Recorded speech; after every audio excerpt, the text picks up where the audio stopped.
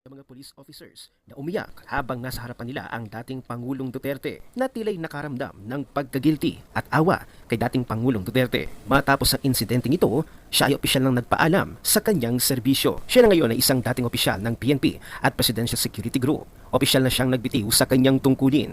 Sa isang emosyonal na Facebook post, ibinahagi niya ang kanyang paglalakbay sa serbisyo mula sa hindi planadong pagpasok sa pulisya hanggang sa pagiging isang tapat at dedikadong alagad ng batas. Ayon sa kanya, hindi man pangarap noon ang pagiging pulis, naramdaman niya ang isang mas mataas na panawagan na nagdala sa kanya sa propesyon. Sa kabila ng pagsalungat ng kanyang pamilya, natutunan nilang tanggapin at suportahan ang kanyang desisyon. Buong puso niyang niyakap ang pagiging pulis. Tiniis ang mga pagsubok tulad ng puyat, pangungulila, intriga at mga paninirang puri mula sa kapwa. Lubos niyang isinabuhay ang mga panatang kalakip ng kanyang propesyon mula sa lupang hinirang, PNP Him hanggang sa PSG Pledge na minsan ay nagbigay sa kanya ng luha dahil sa bigat ng kanilang kahulugan. Subalit habang lumilipas ang panahon, unti-unting naglaho ang dating alab ng kanyang pagmamahal sa serbisyo. Dahil dito, napagdesisyonan niyang tuluyan ng lumisan habang may natitira pang respeto sa pagitan nila.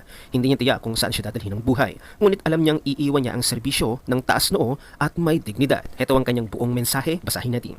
Becoming a police officer was never my original aspiration, but in time, I felt a higher calling that guided me toward this path. God led me to it. Despite my family's initial objections, they ultimately chose to accept and support my decision. I embraced the profession with deep love and patriotism, enduring its my challenges, sleepless nights, being separated from loved ones, enduring insults, backstabbing, and from colleagues, as well as the isolation I faced during special occasions, all of which tested my resolve.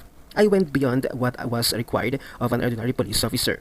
The words of Lupang Hinirang, ang dahil sa'yo, the PNP Him, ihandog ang iisang buhay, and the PSG Pledge, when it comes necessary, that I have to make the ultimate sacrifice, and let it be so, resonated deeply with me. These lines were personal, and there were times when the weight of their meaning brought me to tears. I truly loved my job.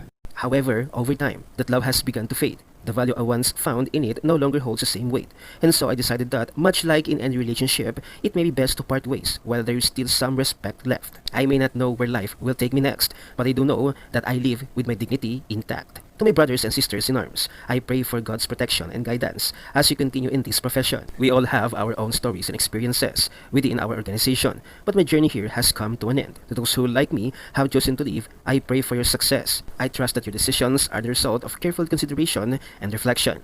I am deeply grateful to the Philippine National Police and Presidential Security Group, na Presidential Security Command, particularly to my commanders, mentors, trainers, classmates, buddies, seniors, and juniors. I will continue to pray for each of you. Serving in this capacity has been a noble and enriching experience, one for which I will always be thankful and honored. I will forever be a proud Magliab, Kaagapay, Defenders, and Praetorians, with a heavy and grateful heart. Thank you and goodbye.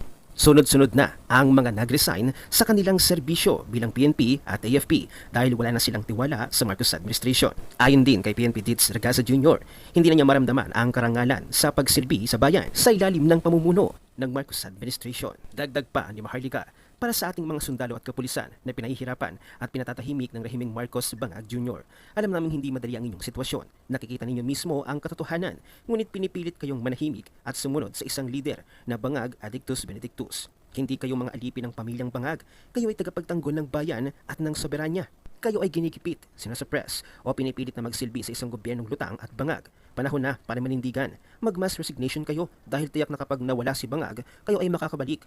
Ipagtanggol ang tunay na interes ng Pilipinas. Ang tunay na katapatan ay hindi sa isang taong may bisyo o adiktos, kundi sa sambayan ng Pilipino. Manindigan kayo para sa bagong bukang liwayway ng Pilipinas, hindi sa bagong bangag ng Pilipinas. Ang bawat pagsikat ng araw ay simbolo ng bagong pag-asa, isang bansang mapayapa, malinis sa pinagbabawal na gamot at malaya sa mga kriminal, dumal na krimen. Ngunit paano ito makakamit kung mismo ang presidenteng adiktus ang nagpapadilim sa ating bayan? Mga pulis at kasundaluhan, hindi lang ngayon ang ipinaglalaban natin, kundi ang kinabukasan ng inyong mga anak, ang kanilang karapatang masaksihan ng isang Pilipinas sa tahimik, payapa, at hindi pinamumunuan ng isang adictus benedictus. Kitang-kita na inaapi, pinatatahimik, at pinipilit kayong sumunod sa maling pamahala, katulad ng kay Tatay Digong. Ito na ang inyong pagkakataon upang ipakita ang inyong tunay na tapang. Mag-mass resignation kayo dahil kapag nawala si Bangag, muli kayong babalik bilang tunay na sandigan ng taong bayan. Huwag nating hayaang angiwi ng angabel si Bangag. Madilim na anyo ni Tore, formally ni Feslak ni Di Satanas at Tambaloslos ang magdikta ng kinabukasan ng mga anak ninyo. Manindigan kayo para sa bayan, para sa pagsikat ng isang bagong araw na puno ng pag-asa at kapayapaan para sa bawat pamilya ninyo. huwag maging duwag. Ang malaking katanungan, bakit marami nang nagre-resign ngayon na ating mga kapulisan at kasundaluhan matapos nilang hulihin ang dating Pangulong Duterte? Isa ba itong pagka-guilty?